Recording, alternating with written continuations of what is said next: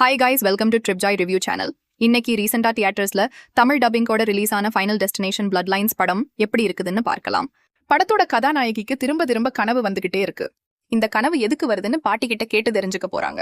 அங்க பாட்டி சொல்ற விஷயங்களை கேட்டு ஆடி போறாங்க. இதுக்கப்புறம் கதாநாயகி அடுத்தடுத்து சந்திக்கின்ற பிரச்சனைகள் தான் இந்த படத்தோட மீதி கதை.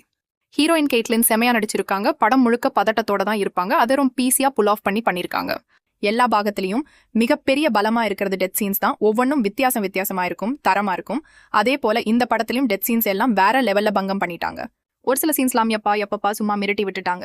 டெக்னிக்கல் வைஸ் இது மிக ஸ்ட்ராங்கான படம். எல்லா டிபார்ட்மெண்ட்டும் அவங்களோட பெஸ்ட்டை கொடுத்திருக்காங்க. படத்தோட ஸ்கிரீன் பிளேயை இன்னொரு ஹைலைட்டா சொல்லலாம்.